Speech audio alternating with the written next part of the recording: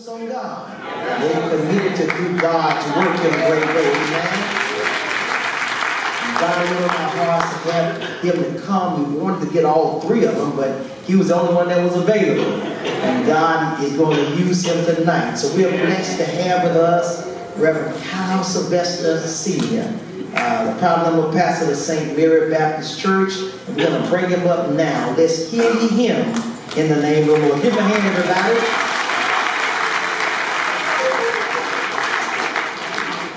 Make you laugh. I never heard him preach.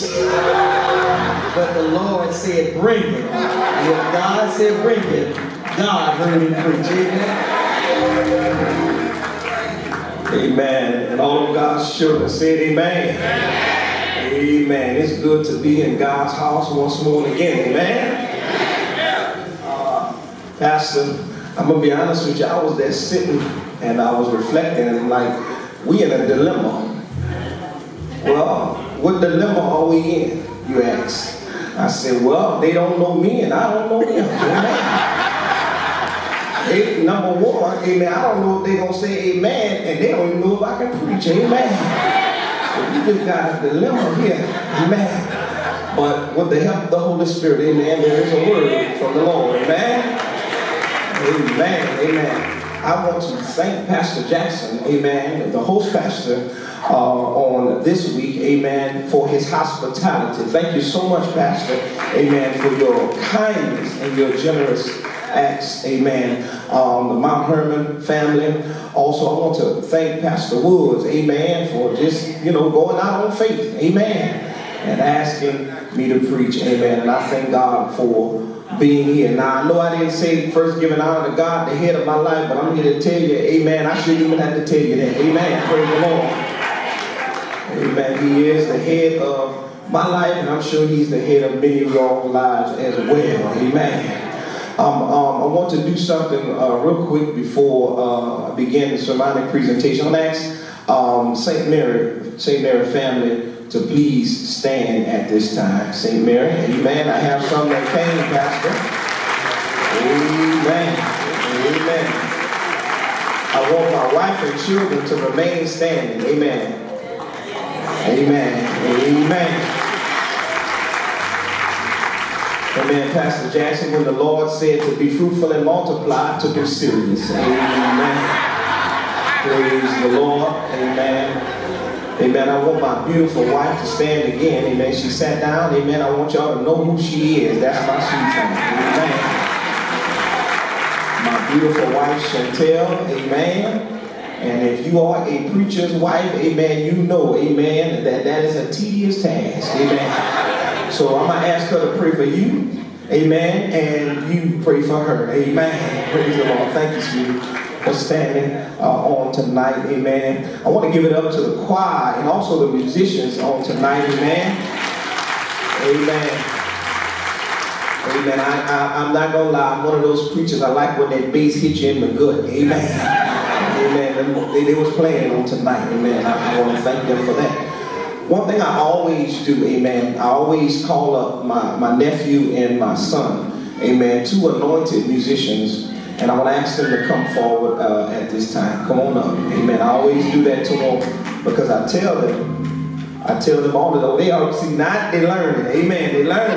They learning because I told them you got to go to where God placed you. Amen. You got to go to your anointed spot. Amen. So they've done what I've asked them to do. Amen. Well, I'm going to go ahead and ask them, amen, at this time, go ahead and play the hymn of preparation, and we're going to get into the message.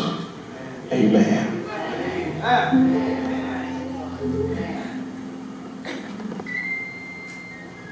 Amen. He in football, so all his fingers look like he hurt him. Amen. Praise the Lord. Amen. Give him a chance. Amen.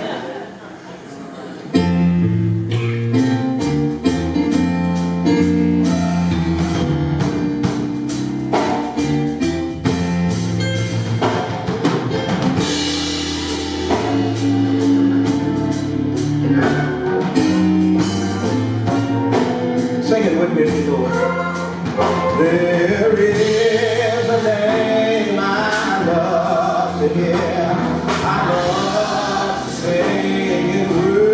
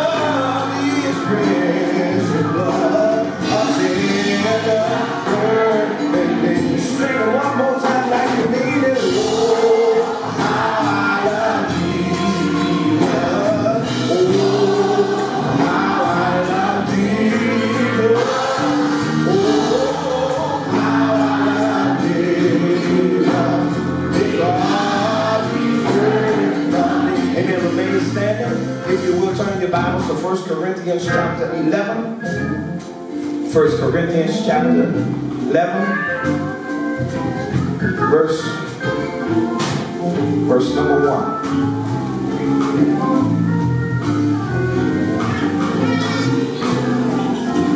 1 Corinthians chapter 11, verse number 1.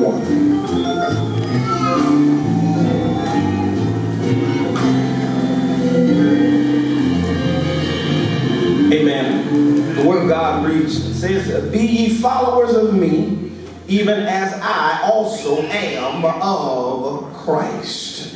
I want you to nudge your neighbor and give your neighbor a real big, pretty smile. Amen. If you're not too mean, amen. And I want you to tell them these words. Neighbor, oh neighbor, the preacher, with the help of the Holy Spirit, will preach from the subject. Follow what I'm chasing. Amen. You may be seated. Amen.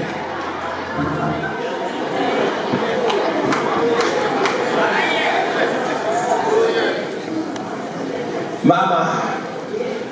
Here we have the first letter to the church of Corinth that Apostle Paul shared. And what amazed me is that the Bible is so full, it's so rich, and it's so power-packed that really and truthfully, that, you know, you can go backwards and forward and everything connects and lines up with each other. And what I did was, I just kind of took I went in reverse and I looked at chapter number 10. And chapter number 10 helped me with chapter number 11. So if you will, I'm going to kind of look at chapter 10, amen. Amen. I'm going to go backwards, amen. I might back up, but I'm not going to back up out the Bible. Amen. Praise the Lord. But on this evening, amen, I want to take a look at the idea of following. Amen. Following. Here you have Paul, he's sharing with them to follow him as he follows Christ. When you do a study of that word follow, really, it comes down to be defined as to imitate. To look upon and repeat what you see. Oh my God. I love what God gave me when he gave me that. But he says it's imitate, right? Or follow. Now, when you look at that whole idea of imitate, really, that we can think about children. Children, when they see us, or when they see adults, or when they see their big brother, or when they see their big sister, they want to do what they see. Right? They want to be like big brother. They want to be like big sister. Amen. And us preachers, amen, we can't, sit back and act like it. There's some preachers, we look at them, I want to be like you too. But anyway, when you look at that whole idea of imitating, it's doing what you see. But you see, it's a process, because when you start to imitate doing what you see, you're going to get in the habit of doing it over and over and over and over again. So you move from imitating to radiating. I'm going somewhere with this. Now, radiating, really what it is being in a habit of doing what you see. See, what you're seeing has now become a part of you, and now when people look at you, guess what? They'll say that's what you are known for. That's why Mom used to tell us, watch who you hang with.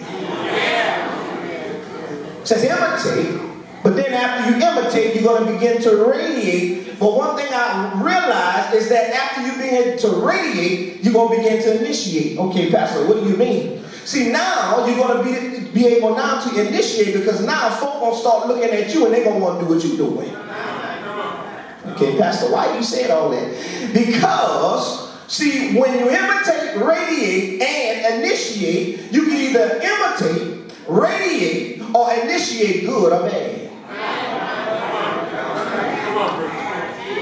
Oh, Jesus. That whole song, it goes, is God satisfied with me? Because when we look at what we're putting out and what we're showing the world, is it something that the world should follow? What messed me up is chapter 10, Paul shared with them some things about what the children of Israel had done. And all Paul was letting them know is, how many of you know that you can learn a lot from, from folk as to what not to do? Paul told them about them stiff-necked children of Israel. Well, what did Paul tell them? He told them not to do 5 things. Now, there's more things than that, but these were things that they mentioned in the text. He said, don't lust, don't idolize, don't fornicate, don't tempt the Lord, and don't complain.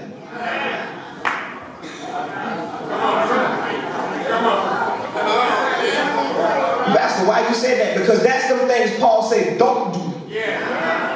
That's the things he's not doing, because that's not of God. When I was brought back to the children of Israel, really and truthfully, how many of you know God was so good to them rascals that really and truthfully, they slapped God in the face, because every single time something came in front of them that excited them, they ran to that when God had rained down manna from heaven. They lusted after all the wrong and evil things. Isn't it amazing how the enemy will put something in your path and put something there to get you off track and to distract you from doing what you know God has called you to do? You've got to understand that, guess what? You need the Holy Spirit to, guess what, contain them lusts and keep you on track. He told them not to idolize. See, they began to worship idol God. You know what amazed me? See, Moses went up on the mountain. And when he went up on the mountain, they said he took too long. Where is he? What has come of him? And yeah, they started, amen, to make a golden calf. And Aaron with his crazy self made it forward. And they began to worship a golden calf.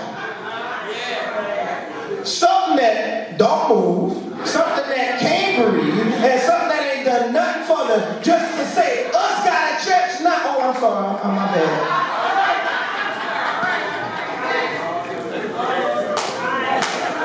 I'm sorry, I'm bad. They begin to idolize and go after things opposite of what God had said. Well, not just idolize, they began to fornicate. But you see, preachers, really and truthfully, we done mess folk up, because we don't like to talk about that no more. We know that, don't talk about that stuff in the church. But do you realize God killed folk for fornicating?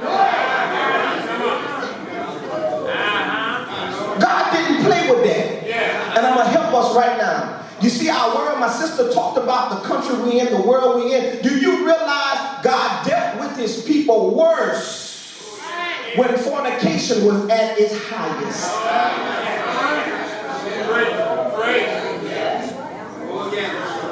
Rearranging what marriage is. Rearranging what God has ordained. Doing the ungodly. But don't fornicate. He said, don't fornicate. See, they laid and played with the women of Moab. Why? Because they wanted to do what they wanted to do. See, they were singing that song, it's your thing.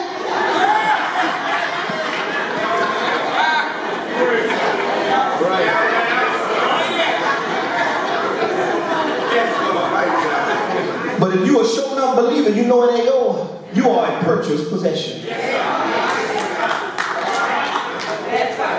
You ought to be consecrated and holy and set apart. And let me help you. You can't help yourself. That's why Jesus said, I'm going to send you another helper. You know why? Because we couldn't help ourselves. Thank you. Because how many of you know and how many of you can testify that some stuff the Holy Spirit restrain you or kept you from, that you know if you wasn't there, you don't want to, yeah, I'm going to need that one. Come on. Thank you, Holy Spirit. He said, don't tempt the Lord. The children of Israel had enough nerve to ask the question, is God among us or not?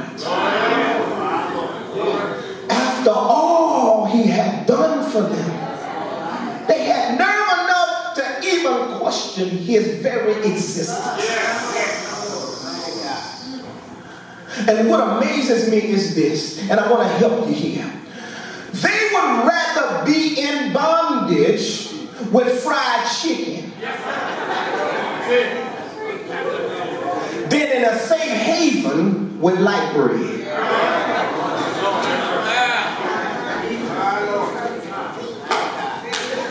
Want some meat?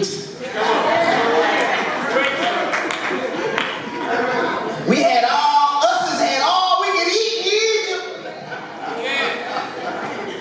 Do you realize that just confirms that slavery is a mindset?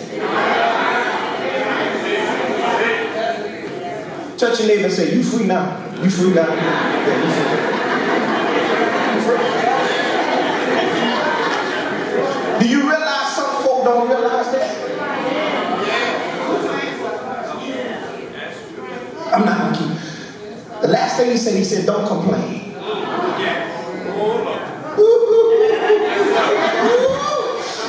Oh, I'm kind of led to believe that, the children of Israel had some of us in them. Amen. Praise the Lord. Kind of looked like us. He said, don't complain. But they complained and had everything that they needed. You know what my mama used to tell me all of the time?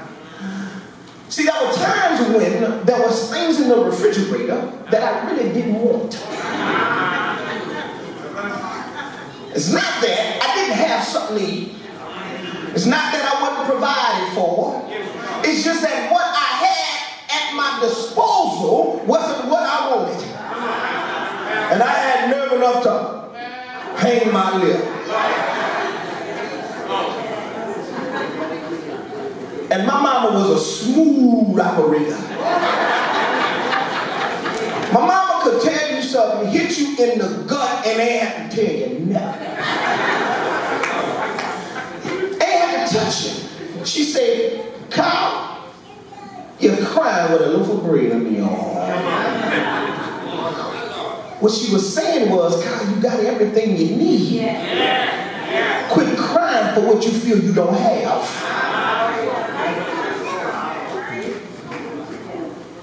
Paul says, follow me as I follow Christ. Now I'm almost done. Y'all might not think so, but I'm almost done. Amen. Praise the Lord. Well, Pastor, what do you want to let me know as it relates to following God? I'm so glad you asked me that. There's three things. Now, it's more than three things, but these are three things that you've got to remember to do as a follower of Christ. Now, here's the thing. You've got to understand. When you become a follower of Christ, then someone will actually, whether you like it or not, be a follower of you in a sense to where you become one that is a model for them. Especially your children. Ooh, Jesus. What is it, Pastor? Well, there's three things that Jesus did that we ought to do, that I know Paul did, because Jesus did. What are they, Pastor? I'm going to give them to you, then I'm going to break it down. The first thing Jesus did is love.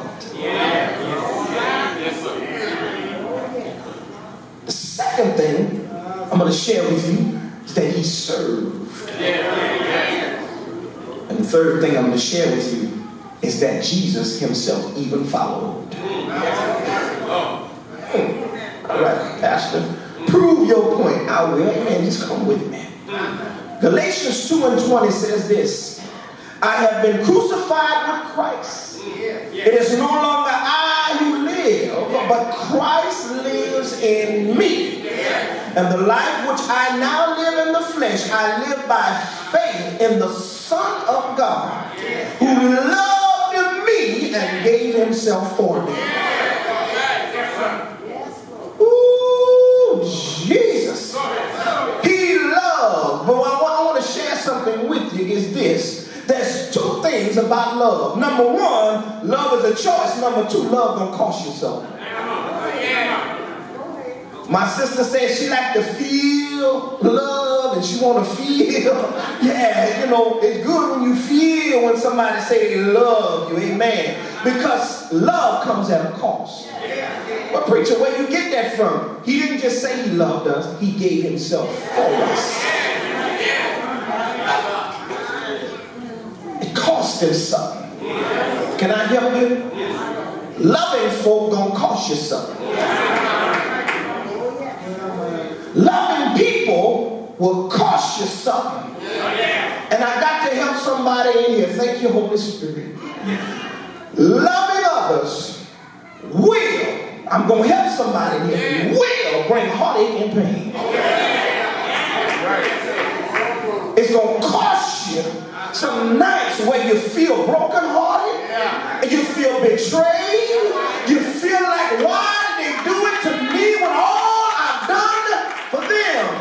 And Jesus had to remind me, you saying that about them, bruh, but guess what? Do you remember that, guess what? I didn't just love you because you was all that, bruh. I loved you while you was yet a sinner. Love gonna cost you something. Love is a sacrifice. And love is a choice. I want to help y'all in here today. Amen. Praise the Lord. When you look at love, you got to understand this one thing. Love is a choice. And you got to choose to love people even when they can't stand your guts.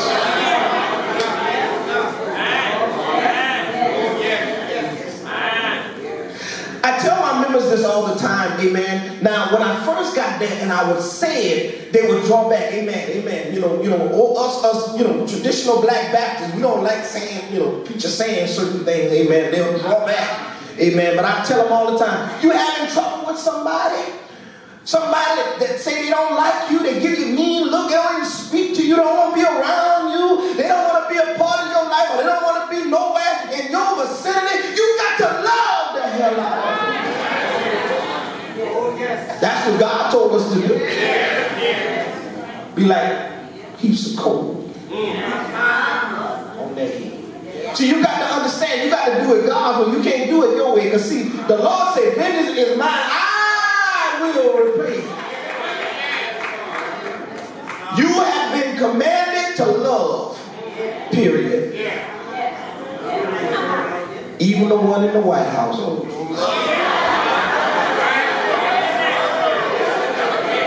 that's kind of hard. Hold up, doc. Got to love him too. Because I'm led to believe he do some of the stuff he do because he wasn't loved. Anybody who act like that don't know what love is. Pray for him. You got some stuff going on with him. Pray for him. Saints, he need all the help we can get. We got to pray for him. Because for him it's a show. But everybody that's looking at it like, dude, you got some lives on the line. You need to get it together.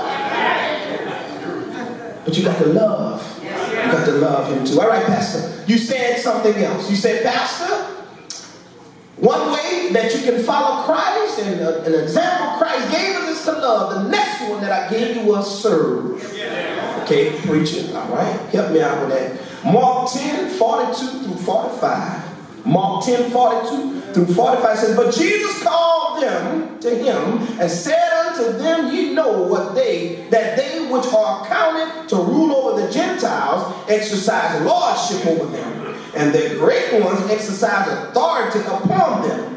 But so shall it not be among you. Whatsoever will be great, or whosoever will be great among you shall be your minister, your servant.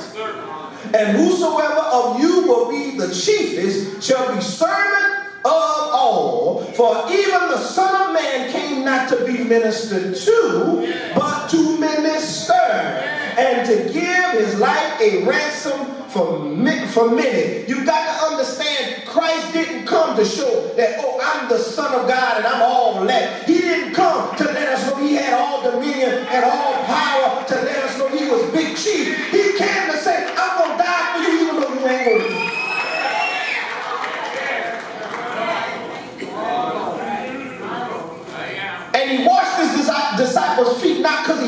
to because he wanted to. He did it to show us that, guess what? We got to get up off our high horse and understand that all he put us here is to help somebody else.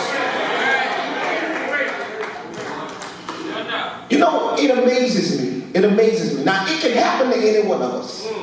It amazes me how when you give somebody a position or when you give somebody a title, stuff starts changing.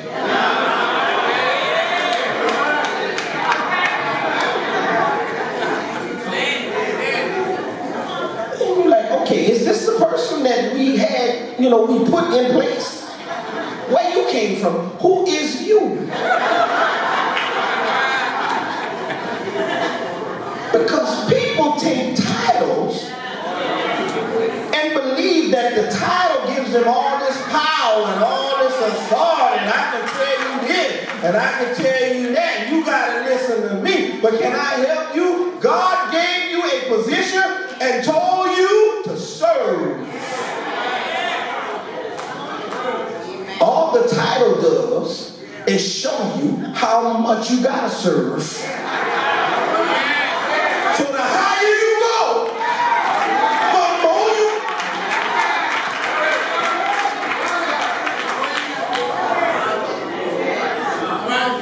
Come on now. If I'm the president, that means that, guess what?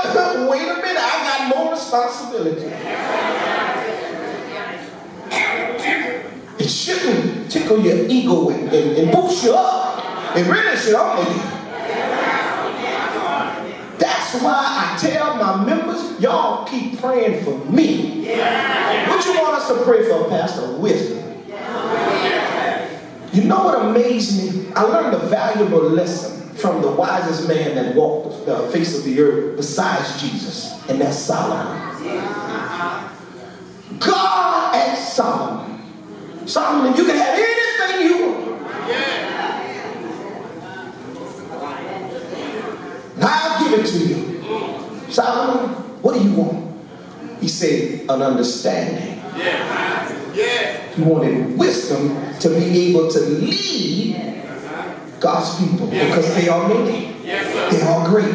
You know what Solomon helped me to understand? That really and truthfully, when you get a big title, it ought to bring you down, not up.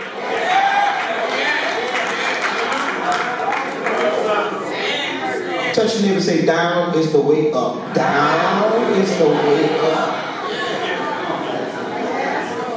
In the spirit world, amen. In God's plan, amen. May not be in the world's way, but down is the way up. And that's the way God intended it to be. Well, Pastor, where you get that from? He says this. He says, those that are going to be the greatest among you will serve. Yes, sir. Yes, sir. Humility. Bible says, let this mind be in you, which was also in Christ Jesus. He knew he was the Son of God. Yes, sir. He knew he was God in the flesh. But he gave us an example to follow. And he said, serve like me. I'm going to show you how to live life on this earth. Because he said, guess what? I've been tempted in all areas that you've been tempted in. So there ain't nothing that came to you that I ain't been through. I showed you how to do it as a man. What, Pastor? You said love, you said serve. What's the last one? Follow. Isn't it amazing with the status that Jesus had and still has? Jesus said this. He says in John 6:38, for I have come down from heaven not to do my own will, but the will of him who sent me. Jesus knew how to follow. You hear that old saying? You can't lead if you don't know how to follow. We trivialize it, but that's true. It's true. And you got to understand that when you look at Christ, he gave us a perfect example as to how to follow. It's all right to be a follower as long as what you're following is worth something. See, we tell our children, don't be a follower, be a leader. But you know I had to determine, my brother, that some of our children that may not have too much leadership skill in them, they're going to have to follow somebody until they get it.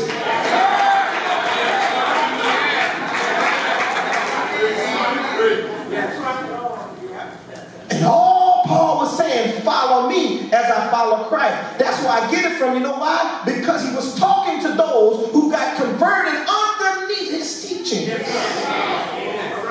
And he was letting them know, guess what? If you don't know what to do, watch me. Now, some would say that's kind of arrogant, that's kind of whatever. And you know, if you read Paul had a little something with him, but at the same time, how many of you know that his ministry that God put on him was his ministry? And there's some things he had to do that nobody else could do. That's why you can't get mad at the one that can stand up and stand flat-footed and be bold, because God gave them that call. Paul said, if you don't know what to do, watch what I'm doing. It's a bold statement. Yes, sir. But it's a bold statement, let me tell you. Really and truthfully, it's humbling, because you can't just say that and not back it up. So really what it does is it causes you kind of like 24/7 to in that mirror and checking yourself. And looking at the mirror that Christ has put before you. Okay, Pastor? And you could kind of sum it all up. Well, I'm going to share this with you. When you look at what we're not supposed to do, all of those things that I discussed and shared with you, lust, idolizing, fornication, tempting, and complaining, those are the things that will cause you to seek to serve yourself and your own personal desires and the things that you want. But when you love, you serve, and you learn to follow, it will cause you to seek to help other people. Okay, Pastor, that's good. See, you must live a life with the understanding that you are a disciple. But you must remember that you can be a disciple of various things. Because I know some followers of Satan. So I want you to understand that you can be a disciple of something other than Christ. God has called us to be disciples of Jesus the Christ.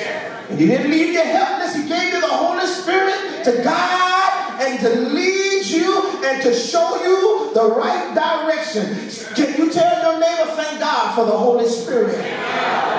My. Always be mindful of what and who you are trying to imitate and emulate. Because can I help you? You never ever want to be in a situation where it's like the blind leading the blind. Be careful who you idolize. Be careful who you want to be like. Be careful who you envy. Because can I help you? You can end up in a ditch. Some folk want to be like Mike. Some want to be like LeBron. Some even want to be like Victor Newman.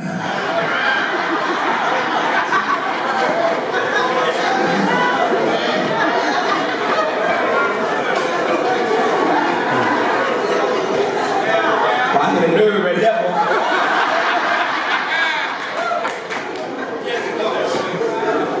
Amen. Some of them when I heard it right up in there, I want to be next up.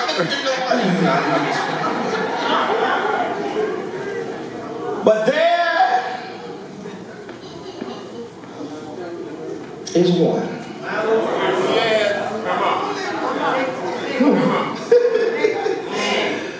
Is there anybody here can testify with me that you want to be like Jesus?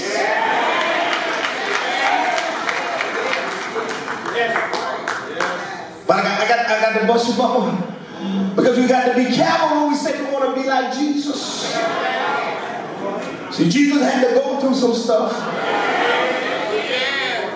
Jesus had a ministry, amen, where He blessed folk, amen. He gave sight to to the blind, and you know, he healed sick folk, and you know, he broke bread and fed thousands of people, and them same folk, when he told them the real deal, they walked away and returned no more. You sure you want to be like Jesus?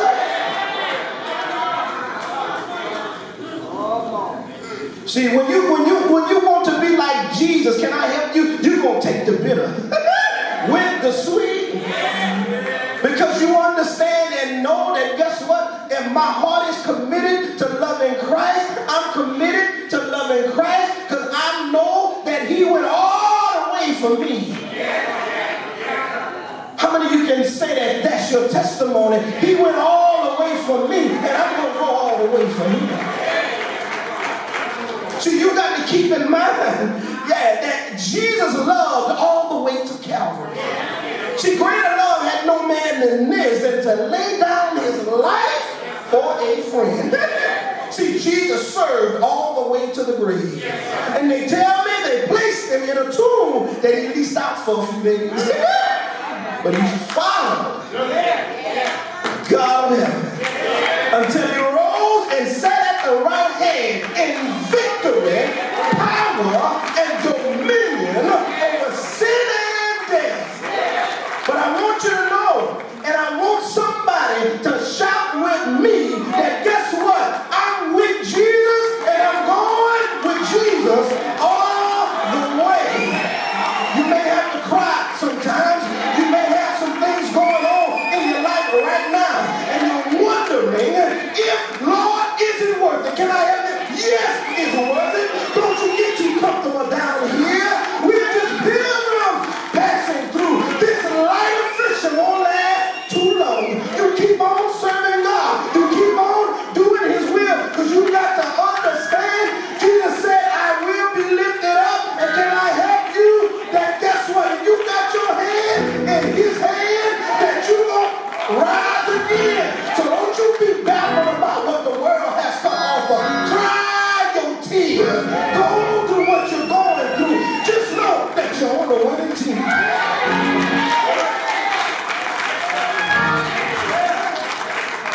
Pastor, what do you want to leave me with?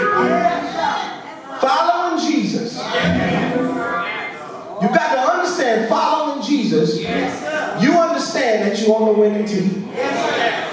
Okay, Pastor, what do you want to leave me with? I'm going to leave you with this and I'm done. Pastor, come on. I'm done. Don't shout to try to obtain victory. Shout because you got it already.